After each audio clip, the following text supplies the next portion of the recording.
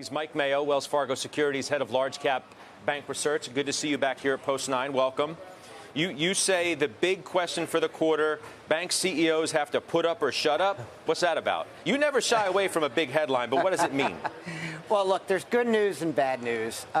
The good news is I think you're going to see Main Street banking performing very well. You're seeing the best commercial loan growth this quarter in 14 years, and that reinforces what I said on your show before. This should be the best growth in traditional banking revenues in 4 decades. The bad news is the R word, recession. That's all anybody cares about. If we go into a hard recession, these bank stocks are going to have problems. If we don't, then this is an incredible buying opportunity. But in the case of bank CEOs, you can't say, oh, a hurricane is coming, and then not back that up with increasing your provisions for problem loans. You're obviously referencing, for those who don't remember, Jamie Dimon making the comments about a hurricane. Yes. Because of the economic backdrop that he sees. So there's no hedging by these bank CEOs. You can't say, on the one hand, we think we're going into a recession, and on the other hand, we're not putting up reserves for problem loans. There's new accounting as of 2 years ago that mandates that banks back up their words with numerical adjustments to their provisions for problem loans. So that, grab your popcorn, sit back, and watch to see which bank CEOs are positive and which are negative. And we actually took down our estimates for some problem loan provisions because of an increased weighting for a potential negative scenario. It doesn't mean we're having a recession, which just means the probability of one has increased. Therefore, banks need to increase their provisions. You don't sound nearly as optimistic as you have in the past.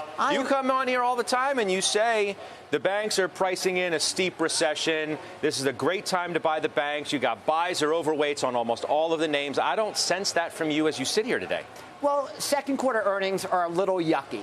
I mean, anything that touches the stock or bond markets are hurting. Investment banking should be down 1/3 to 1/2 year over year. It's tough earnings comps. But once you get past the second quarter, Scott, we're talking about an acceleration in net interest income, traditional banking revenues, Main Street banking. If I come back on your show after third quarter earnings, you're going to see higher Main Street banking revenues. After fourth quarter earnings next year, we're on the on-ramp to this 4-decade best acceleration. You're also still, contrary to public perception, you're still likely to see very strong quality of loans. This is not 2007, 2008, 2009. Many people, the only true recession they've seen is the global financial crisis. This is not the global financial crisis. So accelerating Main Street banking growth, good credit quality, and then the kicker is positive operating leverage. It all gets better after the second quarter, which I said might be a little yucky, but the guidance for Main Street banking revenues with higher rates, accelerating loan growth, good credit quality, this is what we're waiting for. And by the way, we've had 14 years, banks have lived with almost 14 years of 0% Fed funds, 0% interest rates. Right. That's the biggest implicit tax on Main Street banking in modern history, and now you're getting air back into that net interest margin called NIM, win with NIM here, because that will be expanding over the next year or two. And this is less a forecast than just the math of it. So we're on the on-ramp to this amazing growth in Main Street banking, and to back that up, regional banks, that's where I positioned for the quarter, regional banks like Fifth Third, PNC, Truist, some of the largest regionals, they are over-indexed that commercial lending growth. They benefit from the higher interest rates. You should see positive operating leverage, and they have less of the Wall Street banking headwinds, which should impact second quarter. So you're expecting ho-hum from J.P. Morgan, Morgan Stanley, Goldman Sachs. I mean, what about Bank of America? Ho-hum.